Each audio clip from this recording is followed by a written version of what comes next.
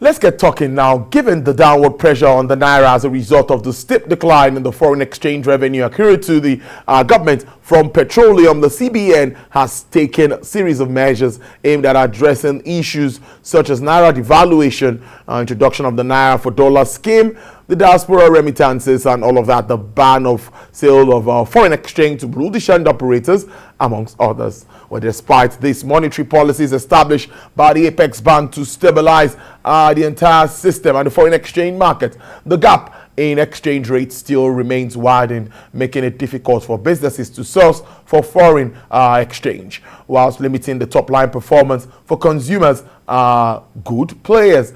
Now, however, with no near-term end to the cost pressures, economists are of the view that monetary and foreign exchange policy rigidities may pose a risk to the economic growth outlook of the new year, as there are no indications of any significant shift in monetary and foreign exchange policy stance in the near term.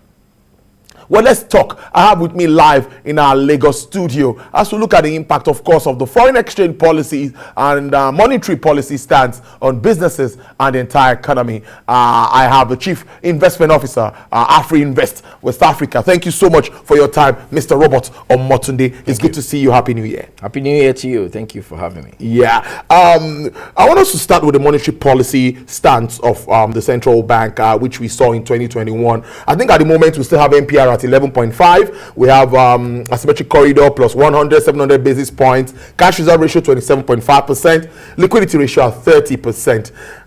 In all of this, there was no easing or tightening in any form. Everything maintained status quo.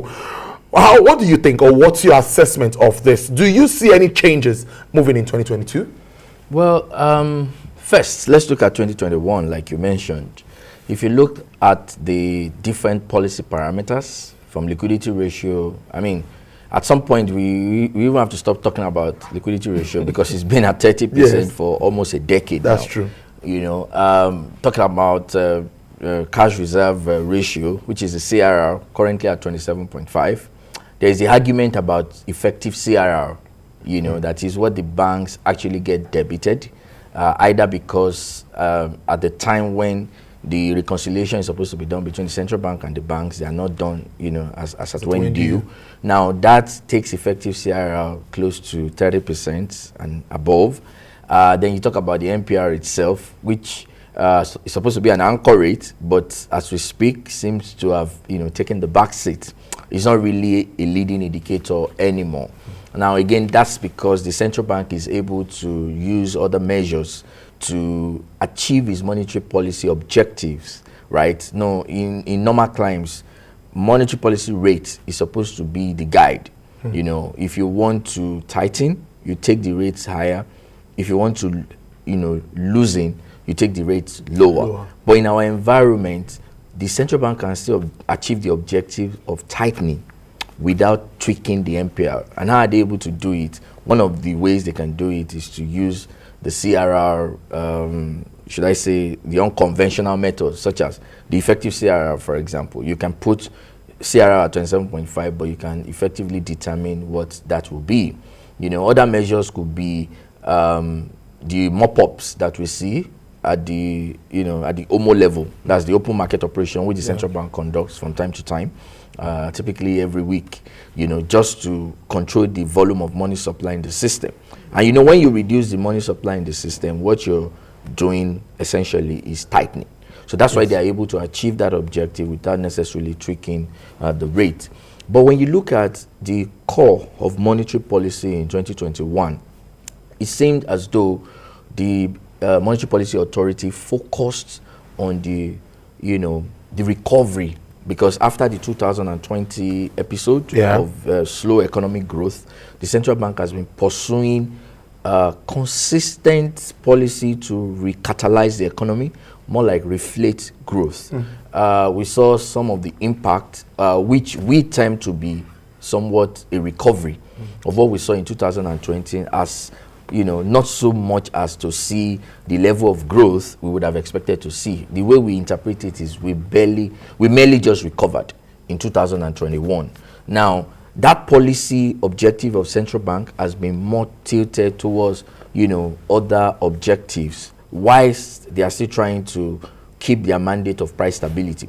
But in terms of price stability, the scorecards are there. Yep. When you look at where we started the year with, high level of inflation, then we started seeing deceleration from the beginning of the year till the November levels, and I think in December we are still going to see further, moderation in inflation. Will that continue in 2022? Yes. Well, I think that will continue up until the point where we see new pressure points. The new pressure points could now be pump price of petrol that is about to be removed, electricity tariffs and the likes, But I don't think the central bank is satisfied with the level of inflation that they've been able to achieve. Albeit, I think their hands tied. What I mean by that is it seems as though there is not so much monetary policy can achieve in tackling the current level of inflationary pressure that the system is experiencing. How do I say that? Because inflation can either be demand pull or cost push. When it's demand pull, it's a product of, volume of money in the system. But when it is cost push, these are supply side factors, supply side constraints, insecurity in the northern part, the food, region of the country, increases in, sources of raw materials that the manufacturers need to use, the importation of goods into the country or other materials that are exchange rate sensitive, and then you're seeing pressure on the exchange rate. All of these factors culminate into what we see in the price pressure that we are experiencing right now.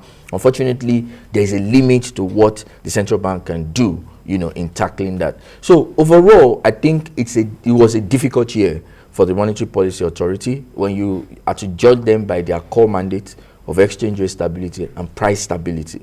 Even though we saw deceleration, we are still in a disinflation environment. A situation where your inflation is reducing gradually.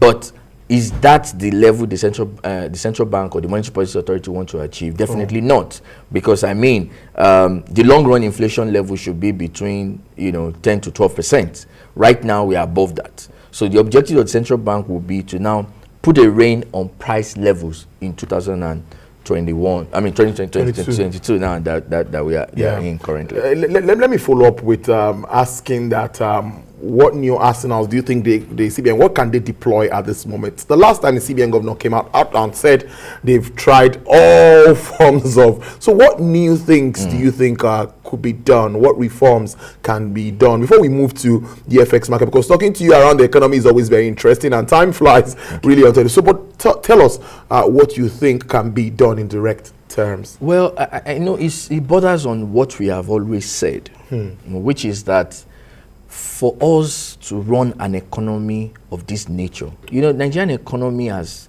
transitioned. It's not the economy of the 70s or the 60s anymore. Yeah. Besides, we now operate within the global sophistication of, economies that are interlinked and intertwined, if you like. Now, we cannot adopt our own economic principles and run with it without us suffering from the benefits that we can derive from other economies that are either linked or tied to us. So that brings us to the question, what model of economy should we run to begin to address some of our macroeconomic challenges, inflation inclusive? I would say the earlier we begin to adopt market principles in every aspect of our economy, the better for us. Now, when we talk about what more can the Monetary Policy Authority do, how do you put a rein on inflation that is caused by supply side factors? Because there are insecurity in the there's insecurity in the land. Yeah. Monetary policy cannot address that. And to the benefit, to the credit of the monetary authorities, there are several things that they've tried to put in place. But it is not within the purview of the central bank or the Monetary Policy Committee to ensure that there is security in Benue or in Niger or any of these places where we get our agricultural produce. So there is still the link, or should I say, the interrelationship that should still exist between the monetary authority and the fiscal authority. To that extent, the monetary authority is handicapped. But where, you know, the monetary authority can begin to, you know, advance a new course for the management of our economy is to, you know, transition gradually into full-fledged market economy. And when I say full-fledged market economy, absolutely. And that is the only way monetary authority can now even begin to make policies that are much more effective in tackling some of these macro variables. Look at subsidy, for example. We've talked about this.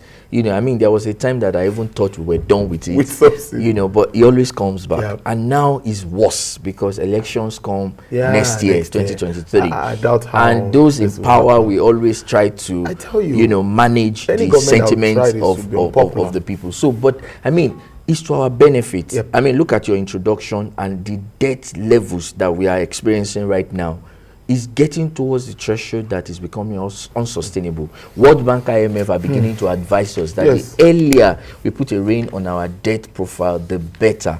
Look at our debt to GDP is growing much faster.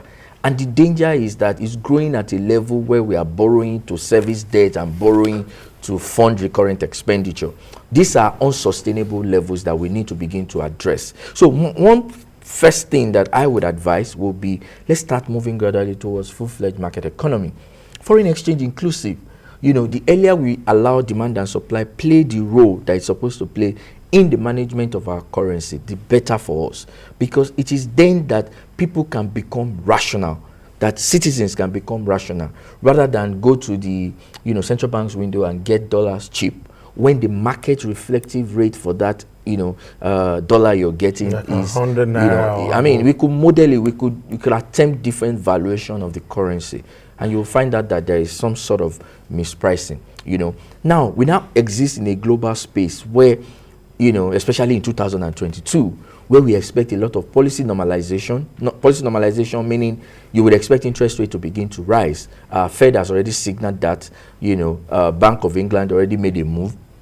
ECB will do the same, you know, and to that extent, most developed economies may now become more attractive, right? That investors who now want to look at emerging markets, frontier markets like Nigeria, will now begin to demand for higher interest rates. Do you understand? So all of these factors, we also mean that the more interest rate, I mean, the higher interest rate that they are demanding, you know, the implication on your currency, when you have to go by your fundamental valuation of currency, we also have impact. So there are a lot of issues, compendium of issues they can deal with, but I think the baby steps we can begin to take now is, let us adopt market principles. I mean, market is always, and it always wins, we always say it, you know, even in foreign currency management, you know. So let's begin to gradually, you know, tilt towards a market reflective approach. Because if you look at what is going on the exchange rate, right, you always see adjustment. Since 2015, have you seen any downward adjustment? No, right. It's been upward.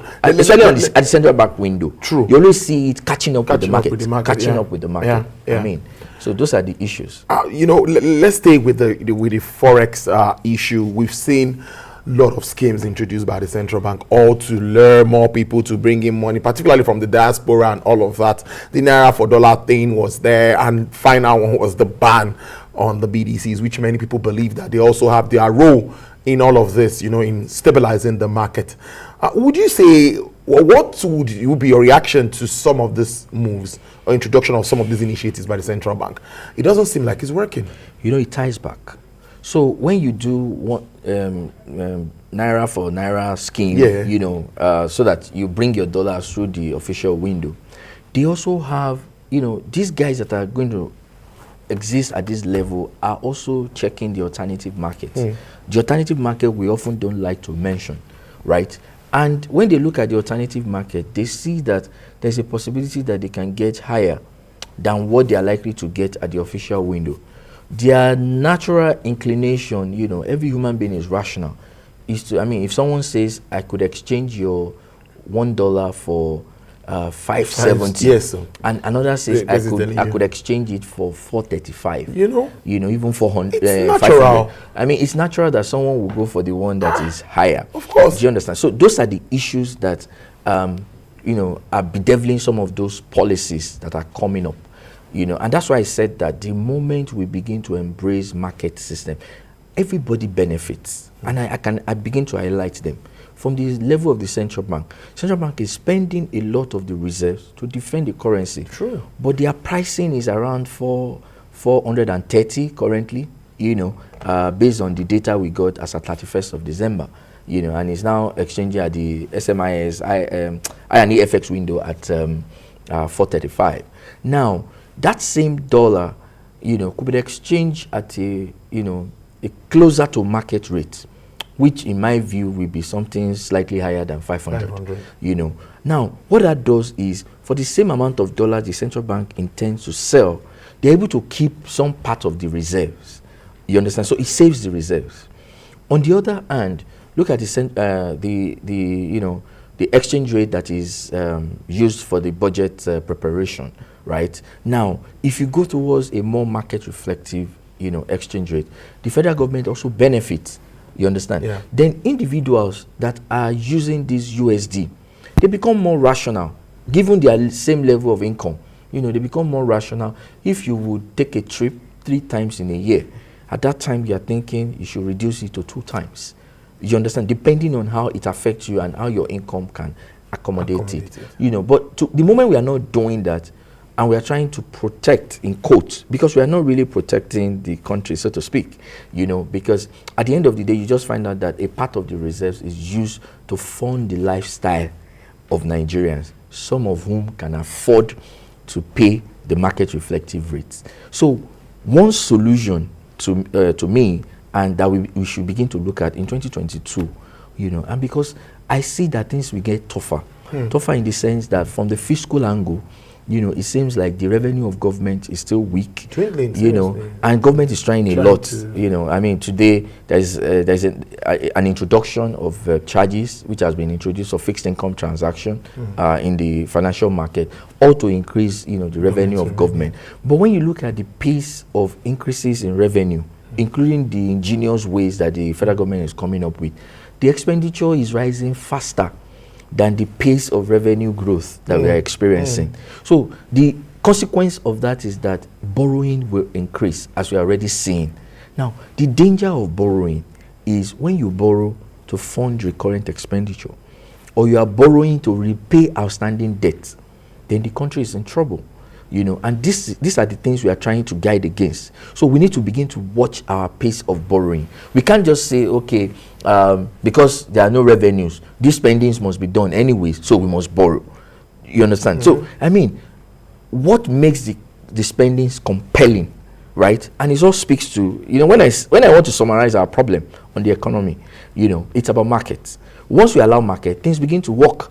Because even on the side of government... Sorry to cut you, but it could at first, there could be that effect of maybe a little bit of hike. Of course, there will be. Some time. Of course, there will be. Once you competition will come in or something. Once there will be a shock on the system. Yeah. And then it begins to, moderate, normalize. Gradually. Because one of the things that market systems do is to introduce competition.